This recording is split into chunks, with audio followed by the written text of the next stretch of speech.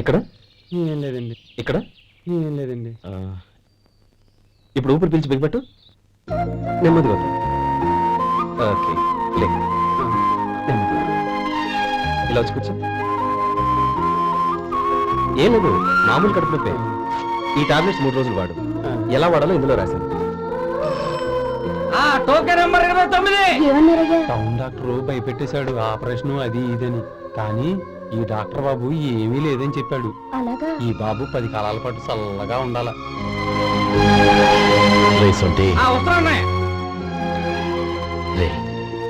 భగవంతుడి దయ వల్ల తమ్ముడు హస్తవాసి మంచిదని అప్పుడే పేరొచ్చిందిరా.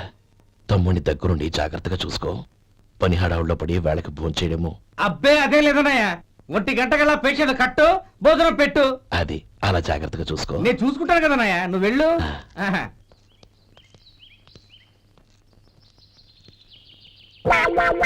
అయ్యో ఏంటయ్యా ఉంటున్నాడా ఈ దెబ్బలు?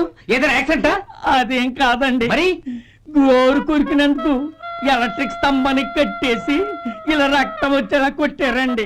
ఊరు కొరికినందుకు ఎలక్ట్రిక్ స్తంభాన్ని కట్టేసి ఇంతలా కొడతారా? వాళ్ళతో మనుషులా రాక్షసులా? చాలా థ్యాంక్స్ అండి, కనీసం మీరైనా అర్థం చేసుకున్నారు. వాళ్ళు అర్థం చేసుకోలేదండి.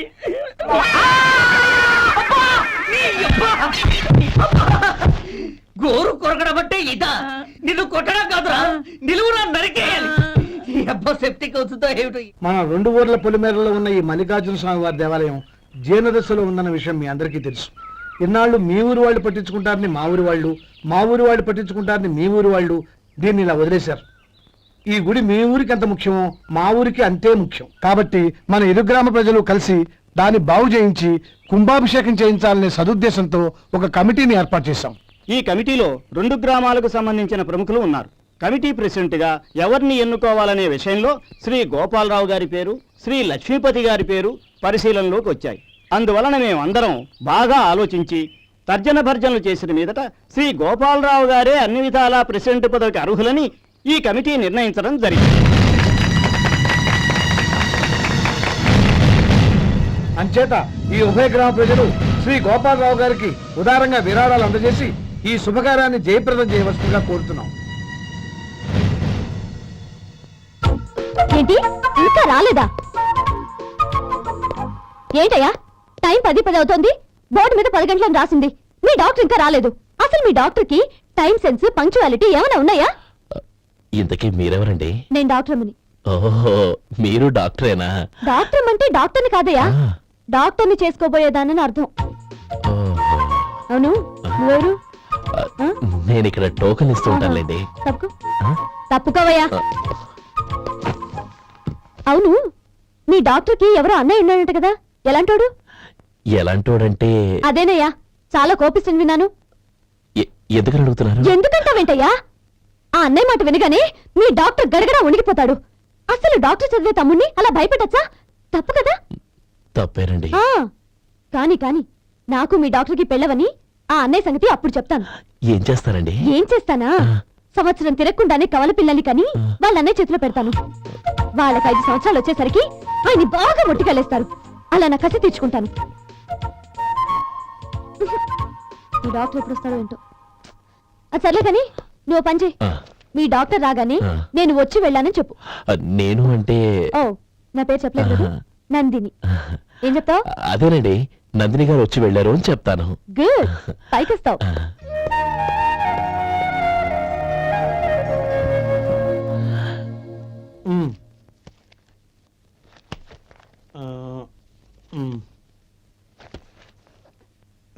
దీంతో మొత్తం 4,98,200 అయ్యాయి. పోతే నువ్వు ఇచ్చినంత ఇవ్వలేకపోయినా ఈ దైవకార్యానికి నా వంతు చంద 1800. దీంతో మొత్తం 5 లక్షలు పోతే. సరేరా, నేను ఈ డబ్బు తీసుకుని పట్నం వెళ్ళి బ్యాంక్ లో వేసి వస్తాను. అలాగే, నేను నీతో వద్దాం అనుకున్నాను రా, అనుకోకుండా సాయంత్రం ఇన్స్పెక్షన్ వచ్చింది. పర్వాలేదులే, వెళ్ళొస్తాను.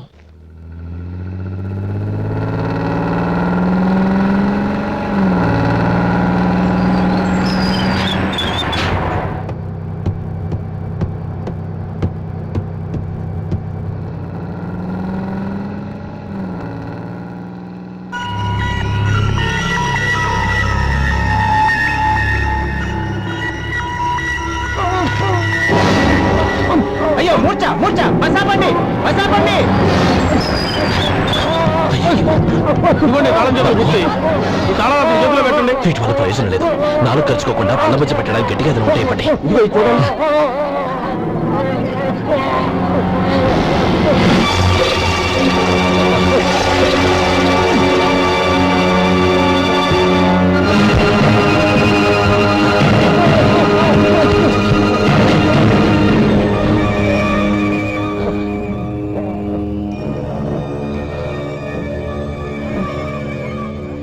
మీరు వెళ్ళి మీ సీట్లో కూర్చోండి. కొంచెం గాలాన్ని ఇవ్వండి. ఇప్పుడు ఎలా ఉంది బాబు?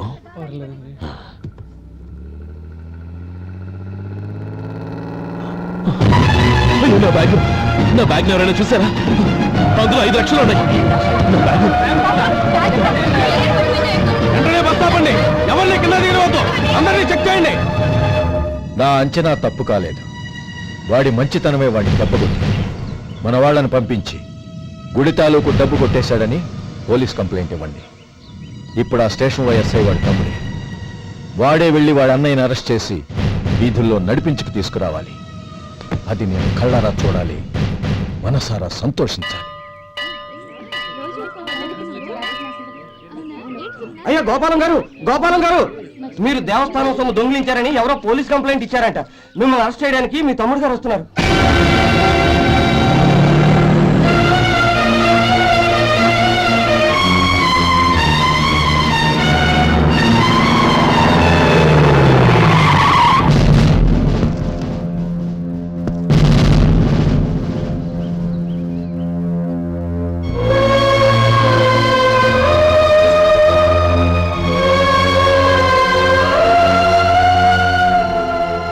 చూడు గోపి, ఎప్పుడు నువ్వు ఉద్యోగంలో చేరావో అప్పుడే తన పరానే తేడా మర్చిపోవాలి.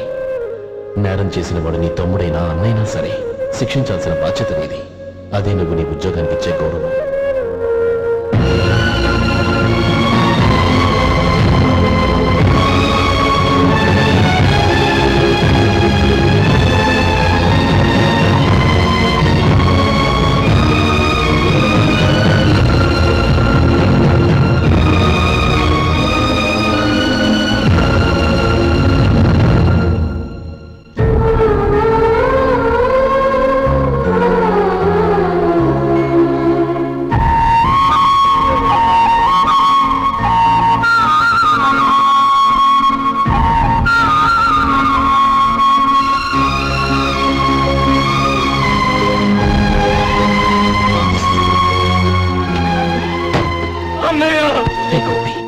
ఏమిట్రా ఇది?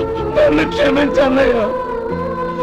నేను కోరి ఉద్యోగుల చేతులు మాట్లాడమే, కానీ ఇలాంటి పరిస్థితి ఎదురవుతుంది అనుకోలేదు. నా ఒంట్లో ప్రతి రక్త పట్టు నీ భిక్షానన్నయ్య. నిన్ను అవమానపరిచి ఉద్యోగం నిలబెట్టుకునే బదులు నా ప్రాణాలను వదులుకుంటారు, కానీ ఈ పని మాత్రం చేయలేనన్నయ్య.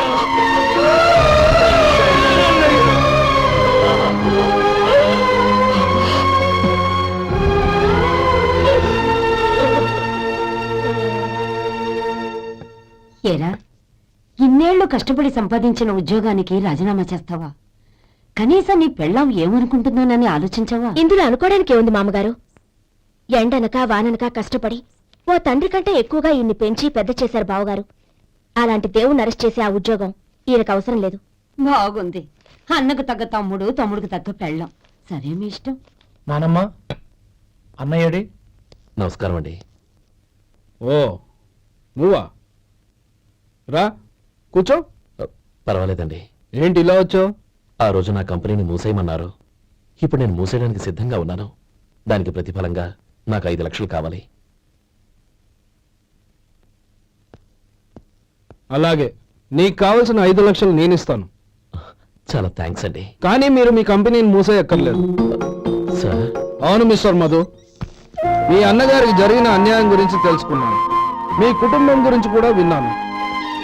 సహజంగా అందరూ ఐకమత్యానికి ఉదాహరణ రామలక్ష్మణులు అంటారు. కానీ ఆ రామలక్ష్మణులు ఎలా ఉంటారనేది పుస్తకాల్లో చదవడం తప్ప ఎవ్వరూ చూడలేదు.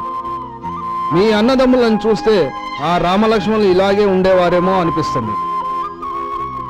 అలాంటి కుటుంబానికి ఇలాంటి ఇబ్బంది రావడం నిజంగా దురదృష్టం.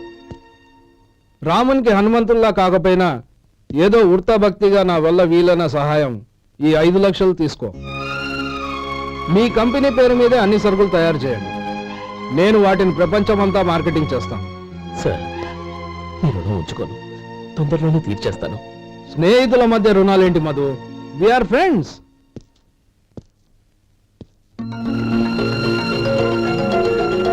ఏంటో అక్కడ ఆగిపోయావు రా. నువ్వు మీ అన్నయ్యని అరెస్ట్ చేయడానికి అట్టెళ్ళావు, ఆయన లొంగిపోవడానికి ఇటు వచ్చారు. అవును, యూనిఫామ్ చేత్తో పట్టుకొచ్చావేంటి? సార్ నేను రే, ఈ మాత్రం దానికే బెదిరిపోయి ఉద్యోగం వదులుకుంటావా? నువ్వు ఇలాంటివి ఎన్నో సమర్థవంతంగా ఎదుర్కోవాలి. నిన్ను నేను ఎస్పీగా చూడాలి. అది కాదన్నయ్య. ఇంకేం మాట్లాడకు. ఇన్స్పెక్టర్ గారు, నన్ను లాకప్ లో పెట్టండి.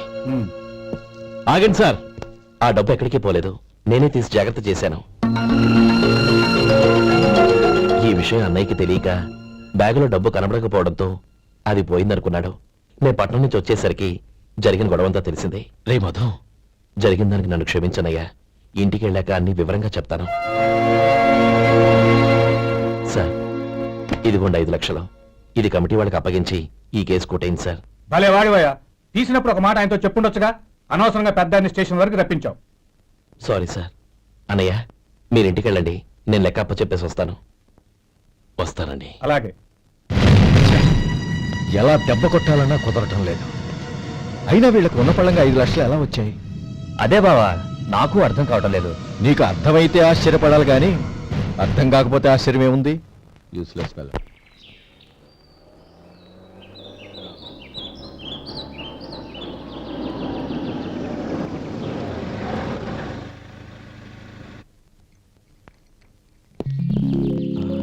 నువ్వు ఇక్కడే ఉండు. అన్నయ్య మూడు ఎలా ఉందో చూసి నేను లోపలికి తీసుకెళ్తాను. ఓకే? అలాగే.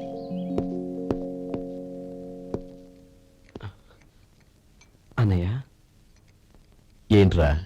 నేను చాలా రోజుల నుంచి నీకు విషయం చెప్తున్నాను, గుర్తుందా? ఏ విషయం? అదే అన్నయ్య, నేను ఓ అమ్మాయిని ఓ అమ్మాయిని లవ్. ఓహో, లవ్ చేస్తున్నావా? ఆ విషయం నువ్వు నాకెప్పుడు చెప్పావురా? ఊళ్ళో అందరూ అనుకుంటుంటే నేను విన్నాను. సారీ అన్నయ్య, నీకు చాన్నాళ్ళుగా చెప్పాలనుకుంటున్నాను కదా, అందువల్ల చెప్పేశానేమో అనుకున్నాను. ఓహో, ఆ అమ్మాయి వచ్చింది అన్నయ్య, బయట నిలబడి ఉంది. బయట నిలబెట్టడం ఏమిట్రా? లోపలికి తీసుకురా. అలాగే అన్నయ్య. ఏయ్, అన్నయ్య మంచి మూడ్లో ఉన్నాడు, రా. కమ్.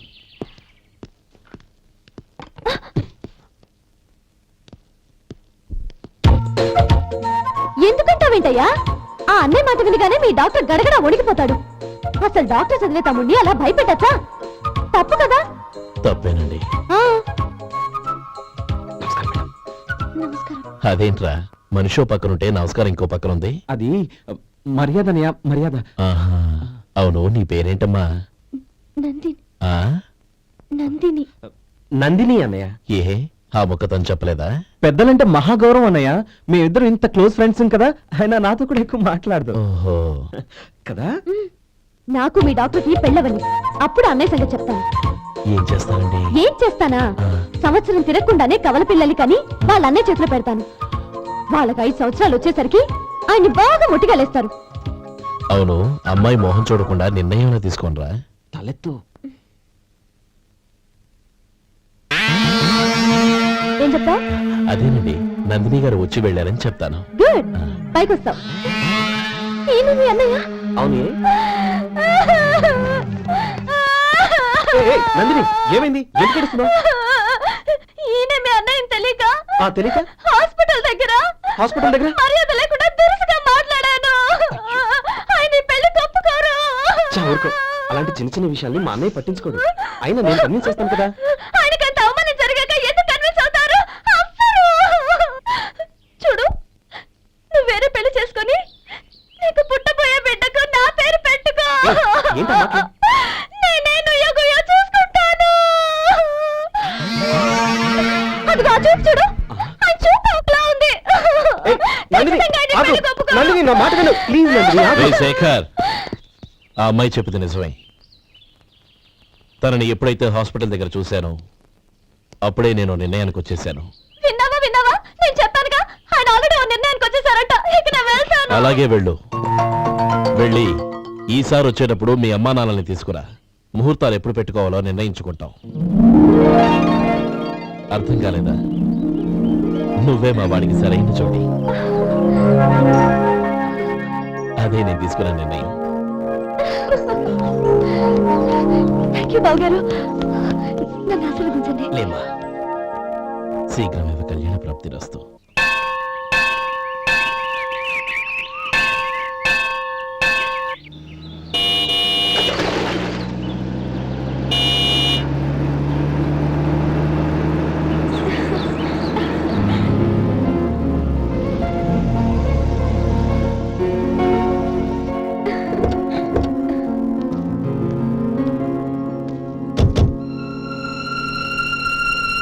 రామ్మా.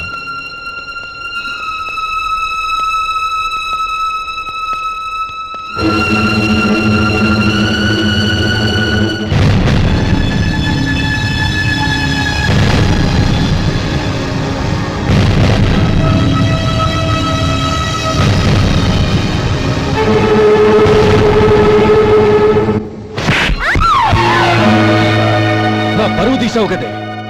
ఒక బిచ్చగాడిని నువ్వు కోరుకున్న వాడికి ఇచ్చి చేసేవాడిని. కానీ నువ్వు ఎవరిని ప్రేమించావో తెలుసా? ఎవడి నీడ సోకితే పంచమహాపాతకాలు అంటుకుంటాయనుకుంటున్నానో వాడి తమ్ముణ్ణి. ఆ రోజు ఆ గోపాలం గాడు నిశ్చితార్థం వరకు వచ్చి నా చెల్లెల్ని చేసుకొని వెళ్ళిపోయాడు. ఆ ఆవేశంలో తొందరపడి ఓ పొరుగురు వాడికి నా చెల్లెల్ని ఇచ్చి పెళ్లి చేశాను. ఆ తర్వాత తెలిసింది వాడికి అంతకు ముందే పెళ్లి అయిపోయిందని. వాడు పెళ్ళైన వాడైనా పర్వాలేదు, పరమ దుర్మార్గుడు. ఇంకొకరిని ప్రేమించిన దానివేగా అని దెప్పి పొడుస్తూ నా చెల్లెలికి మాటలతోనే నరకం చూపించాడు. అటు ప్రేమించిన వాడు దగా చేశాడు, ఇటు చేసుకున్నవాడు కిరాతకుడు. ఇలా చిత్రవధ అనుభవించి నా చెల్లెలు ఒకరోజు స్టవ్ పేలిపోయి చనిపోయింది. దీనికంతటికీ కారణం ఎవరు? వాడు అన్న. అటువంటి వాడింటికి కోడలుగా వెళ్తావా? ఒక్క మాట చెప్తున్నాను విను. నువ్వు జీవితాంతం పెళ్లి చేసుకోకుండా ఇంట్లో పడినా పర్వాలేదు కానీ వాడి తమ్ముడితో మాత్రం నీ పెళ్లి జరగదు.